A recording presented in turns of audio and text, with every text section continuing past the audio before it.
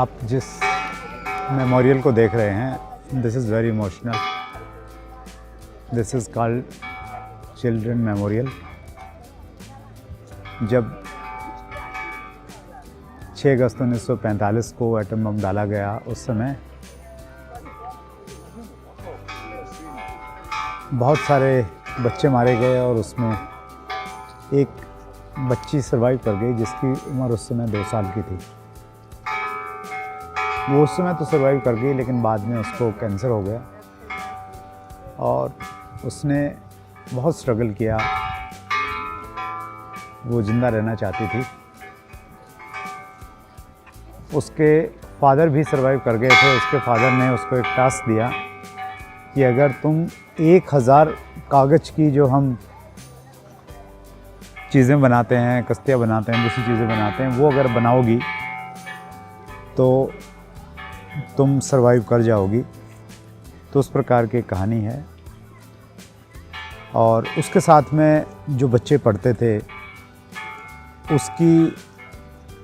उसके साहस को देख के, उसकी हिम्मत को देख के, जब वो नहीं रही 12 साल की उम्र में, शी डाइड, उन बच्चों ने एक मूवमेंट चलाया कि उस लड़की की याद में जिसका नाम साडाको सास्की था, उसकी याद में और दूसरे बच्चों की याद में कुछ मेमोरियल बनाया जाए। उसकी पूरी कहानी यहाँ पे नोट की गई है और उसकी याद में इस मेमोरियल को बनाया गया है। सो इस पूरे एरिया में इस प्रकार की कुछ यादें भरी पड़ी हैं। और आप सोचिए कि जब हम इन सब चीज़ों को देख के इतने इमोशनल हो रहे हैं, उनके साथ में क्या बीता होगा जिन्होंने अपनों को खोया है। उनके जख्म आज तक भी हरे होंगे। ये उसी लड़की का प्रतीक जिसकी उम्र 2 साल थी अटैक के टाइम, और 12 साल की एज में आखिर कैंसर की वजह से उसे दुनिया छोड़ के जाना पड़ा। और जो लोग यहाँ पे आते हैं, यहाँ एक बैल है, वो बजा रहे हैं और इस बैल को बोला जाता है बैल फॉर पीस, शांति की घंटी। और काफ़ी सारे लोग लाइन में खड़ा होके अपनी भावनाएं व्यक्त करने का प्रयास कर रहे हैं। जो लोग यहाँ पे आते हैं, उस बच्ची को याद करते हुए ये क्रेन्स यहाँ पे वेट करते हैं। कलरफुल क्रेन्स आप देख सकते हैं।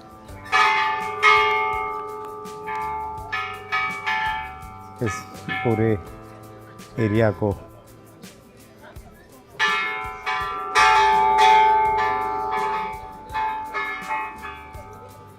एक मेमोरी के रूप में रखा गया। ये सराउंडिंग एरिया है। जो भी लोग आते हैं जापान में, मुझे लगता है ज़्यादातर लोग इस एरिया में आना चाहते होंगे, देखना चाहते होंगे। मानव की इच्छा रहती है जानने की कहाँ पे हुआ था, क्या हुआ था, अब क्या स्थिति है। बहुत सारी बातें आप सुनते होंगे कि जहाँ पे एटम बम गिरा था वहाँ पे कुछ पेड़ पौधे नहीं होते हैं या कितने साल तक नहीं हुए। जब 1945 में ये एटम बम गिरा, उसके बाद में बहुत सारे जर्नलिस्ट, साइंटिस्ट, अलग अलग एक्सपर्ट, अलग अलग एरिया के एक्सपर्ट लोग इस एरिया में आए और उनका ये मानना था कि अगले 7 साल तक यहाँ पे कोई भी पेड़ पौधा एग्जैक्टली वहाँ पे जहाँ पे वो बम गिरा था, जिस सेंटर पॉइंट पे, वहाँ पे कोई भी चीज़ हो नहीं पाएगी। लेकिन 1.5 साल के बाद में वहाँ पे पहली बार नेचुरल फ्लावर उगा था और ये एक ज्योति जलाई गई है उन सब की याद में जो लोग इस एटम बम में इस दुनिया को छोड़ के के चले गए, ये यूँ कहें कि शहीद हो गए।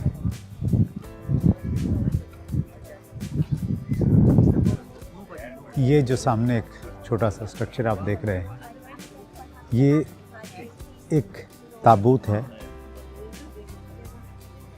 और इस ताबूत में बीच में जो आपको ये पार्ट दिख रहा है, इसके अंदर में देयर इज़ ए डायरी।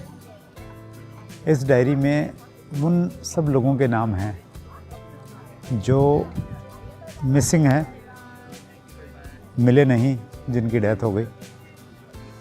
और ऐसा कहा जाता है कि हर साल इस डायरी में कुछ नाम ऐड किए जाते हैं और कुछ नाम काटे जाते हैं। जो लोग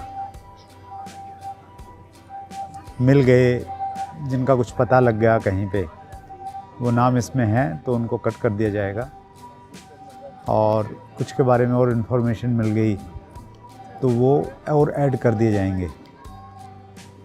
और इसके बिल्कुल ठीक पीछे वो फ्लेम जल रही है, और वो फ्लेम इस ऑब्जेक्टिव के साथ में जल रही है जो मैंने पहले आपको दिखाई थी। This is the flame. जब तक इस दुनिया को न्यूक्लियर फ्री नहीं बनाया जाएगा, तब तक ये फ्लेम जलती रहेगी। इस ऑब्जेक्टिव के साथ इसको जलाया गया है। इस पूरे एरिया को देखते हैं। देखिए चीज़ें कैसे घटित होती हैं दुनिया में, अगर इस पूरे एपिसोड को हम देखें। शुरुआत जापान ने की थी 1941 में। पहला अटैक, एक बड़ा अटैक जापान ने यूएस के नेवल बेस पे किया। 2200 लोग मारे गए, 300 से ज़्यादा उनके जो एयरक्राफ्ट थे वो डिस्ट्रॉय हो गए। जापान के पास अपने लॉजिक थे, उन्होंने ऐसा क्यों किया। उसके बाद में जब 1945 में अमेरिका ने इसको किया और पूरी दुनिया में एक बहस छिड़ गई कि ये बहुत गलत हुआ या सही हुआ। अमेरिका ने अपने आप को जस्टिफाई किया कि अगर हम ये नहीं करते तो ये विश्व युद्ध बहुत लंबा चलता। अगर हम जापान में अपनी सेना को उतारते तो कई लाख लोग मारे जाते। द्वितीय विश्व युद्ध को जल्दी ख़त्म करने के लिए उन्होंने ये किया, ये उनका लॉजिक है। और ये तो रही एक वर्ल्ड वार की बात या उसकी शुरुआत की बात। हमारे जीवन में भी अक्सर हम लोग जब किसी काम को करते हैं तो हम उससे किसी का अगर नुकसान हो रहा है, किसी का इवन दिल दुख रहा है, तो हम उसको जस्टिफाई करते हैं कि हमने ये क्यों किया। सामने वाला जब उसकी प्रतिक्रिया में कुछ करता है तो फिर वो अपने आप को जस्टिफाई करता है कि उसने क्यों किया। और इसी प्रकार से चीज़ें आगे से आगे बढ़ती चली जाती हैं। बट